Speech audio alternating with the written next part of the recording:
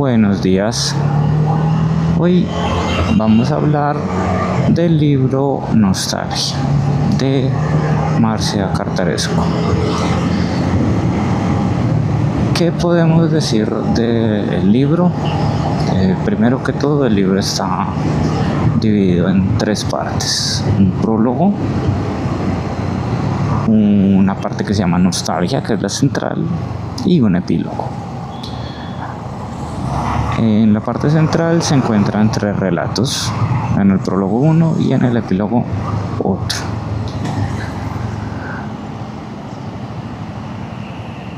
En general,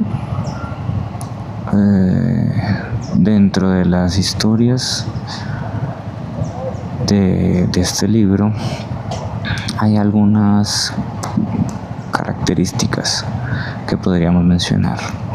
La primera es que suele haber una mezcla de narradores.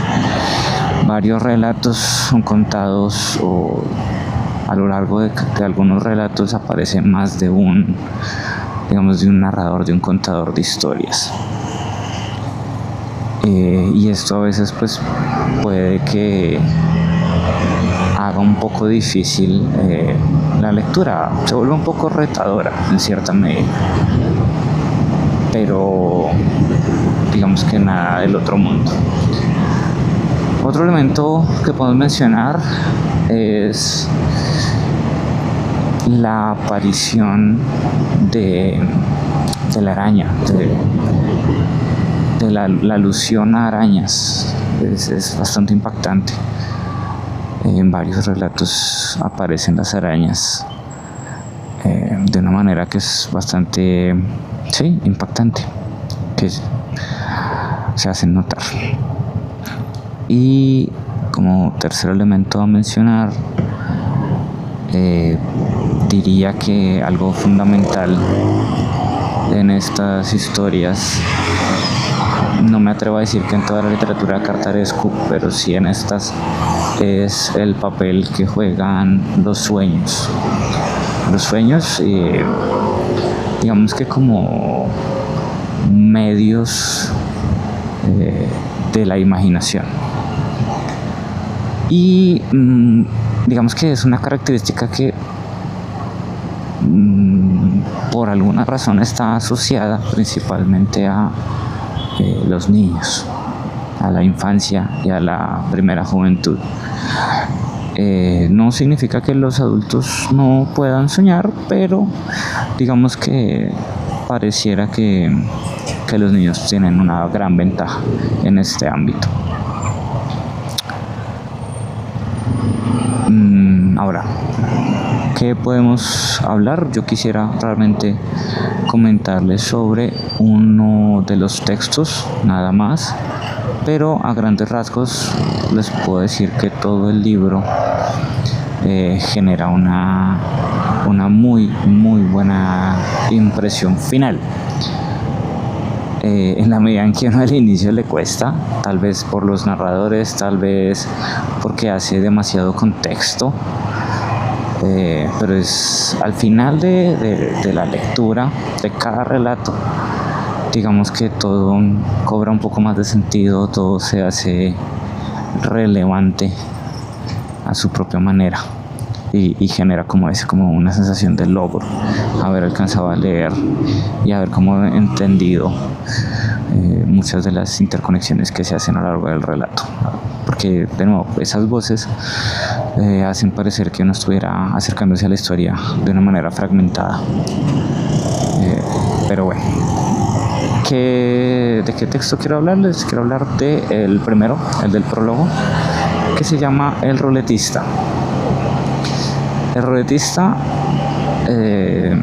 sigue, o nos cuenta la historia, más bien, nos cuenta la historia de una persona que se hace rica o se hace famosa por jugar a la ruleta rusa.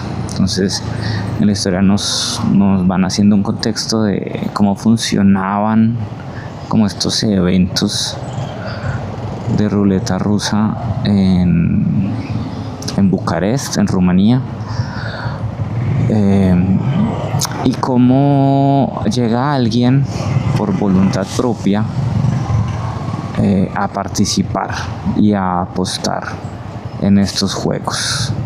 Digamos que el juego todo el mundo creo que sabe de qué va, y es que en un revólver se mete una bala o varias balas y ver quién sale con vida. En este juego pues al principio uno se imagina que son varias personas participando, pero no, se trata de como de un show, un espectáculo en el que solamente hay una persona que digamos que se va a intentar disparar, y la gente apuesta a ver si se muere o sale vivo, y ya, ese es el show. A veces puede que haya más de una ronda, pero en general es solamente un intento de disparo por show y poco más. O bueno, eso es lo que se relata. ¿Qué es lo interesante? Que esta persona que llega de manera voluntaria, o sea, no es alguien al que convencen que esté en la inmunda, que sea un indigente o algo así, sino que es alguien que decide ir voluntariamente, busca el lugar y se acerca para participar. Y lo curioso de esta persona es que desafía, digamos que las leyes de la probabilística, en la medida en que él juega una y otra y otra y otra vez, y nada, que se muere. Y es bastante curioso porque es como que se da cuenta de que le va a pasar esto desde un principio, y por eso es que él va y empieza a apostar y empieza a hacerse dinero para él, tanto así que pues se vuelve millonario, empieza él mismo a generar los shows, a hacer todo el espectáculo, él a producirlo, y la gente de Bucarest queda cada vez más asombrada con él, hasta que como que le pierden el gusto a todos los otros espectáculos de ruleta rusa en donde no esté. Y digamos que cuando él ya empieza a hacerse fama, comienza a cambiar las reglas del juego. Entonces la primera vez que hace algo extraño es cuando le decide meter 2 balas al revólver y llama la atención, y repite así otra vez 2 balas, no sé, a los 6 meses o algo así. Digamos que tampoco es que vaya cada semana a jugarse la vida, pero sí empieza a ir poco a poco en sus shows, a ir agregando más y más balas al asunto, hasta que como que en el apartado final él decide meter 6 balas. Decide meterle 6 balas al revólver. Y esto es muy curioso porque uno cree que simplemente se quiere suicidar. Y está toda la expectativa. Básicamente esto ya es como que no fuera un juego del azar, sino que toda la gente quiere simplemente ver al ruletista matarse. Digamos que cambia, deja de ser un juego y se vuelve un suicidio no televisado, pero muy, muy farandulero. Curiosamente, la suerte de este ruletista es, según lo miran algunos, muy buena. Según lo mira el narrador, según lo mira este mismo ruletista, es extremadamente mala. Porque este día en el que se va a tirar el balazo definitivo, se sube a un butaquito como para quedar en un estrado que sea más fácil de ver, no sé. Y apenas se va a pegar el disparo, tiembla durísimo en la ciudad y se cae. Y milagrosamente el balazo no le da. O sea, nadie cuenta con eso. Nadie cuenta con que vaya a temblar, con que se vaya a caer de la caja. Pero pasa y él se salva. Milagrosamente se salva de este suicidio. digamos que ese es el gran meollo de la historia. A grandes rasgos pasa eso. Es una experiencia increíblemente tensa en algunos momentos. Y digamos que el narrador de esta historia es importante allí porque es como si fuera el mismo Cartarescu, o uno pues podría hacerse esa idea, en la medida que también es un escritor que se juega las regalías de los libros, apostando a veces a favor, a veces en contra del ruletista. Y además él lo había conocido de joven al ruletista, y entonces es como que le conoce más y nos va contando más de la historia de esta persona.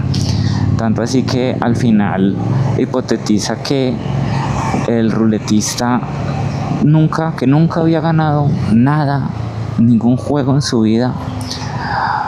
Lo que hacía es que él apostaba que iba a morir. Siempre que jugaba la ruleta, el ruletista apostaba a que él iba a morir. Y como nunca ganaba nada, pues no se moría.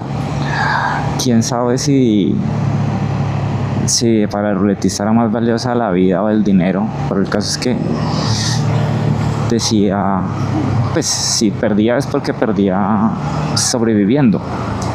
Entonces no sé, es muy extraño realmente cómo uno podría tomar en cuenta esta apuesta, si gana o si pierde. El caso es que si le creemos al narrador, perdía porque se quería morir. Pero también en escena no es como si realmente se quisiera morir, o no lo cuenta así el narrador, porque el ruletista hace caras de terror para él esta muerte. Entonces creo que es lo más interesante de esta historia es preguntarse realmente si esta vida era realmente ganar o perder. Y en ese sentido ahí no solamente entra como lo fantástico en Cartarescu, sino una explicación interesante de este tipo de fantasías, en las que parece que la única forma de explicar los sucesos es entendiendo. Parece que la única forma de explicar estos sucesos es entendiendo que no se vive en el mundo real, como si estas cosas solo pudieran pasar en los sueños y en la ficción que permite hacer la literatura. Y eso es un elemento nuevo, pues, bastante fuerte en Cartarescu, por lo menos en este libro, y es eso, los sueños, como motivo de la incursión de la fantasía en las historias, que podríamos preguntarnos si realmente es como ajena, o si es un llamado a soñar en vida, ya adultos.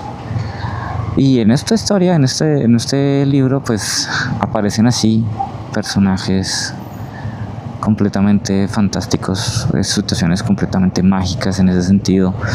Tenemos, por ejemplo, un cambio de cuerpo. Tenemos, por ejemplo, una niña que dentro de sus sueños encuentra un narrador que le cuenta su vida pasada, presente y futura.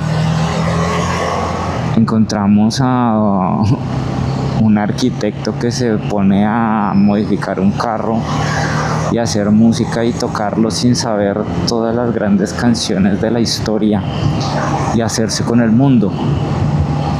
Entonces estos relatos de Cartarescu, como lo dicen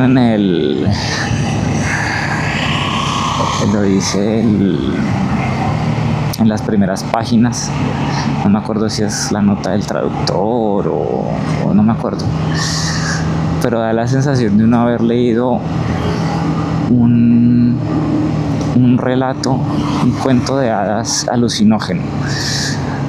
No me acuerdo el nombre de la persona que pone como la frase, pero pues ahí la estarán viendo en un subtítulo.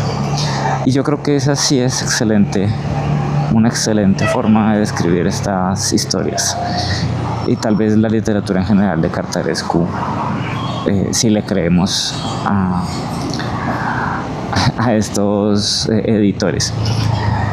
Y me parece que sí, genera esa sensación. Es muy extraño leerlo, pero genera una sensación de cumplimiento y de pseudo locura mientras uno lo está leyendo.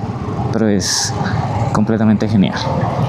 Y la verdad se lo recomiendo a todos, leer cualquiera de las historias. Puede ser una corta, puede ser una mediana larga, o puede ser una novela de él. Creo que si así es su escritura, vale la pena leer algo de él, cualquier cosa. Y listo, esto era todo lo que quería contar en esta ocasión. Realmente creo que esta vez di menos spoilers, pero dije lo que quería decir. Y bueno, nos veremos en otro video hablando de otro libro.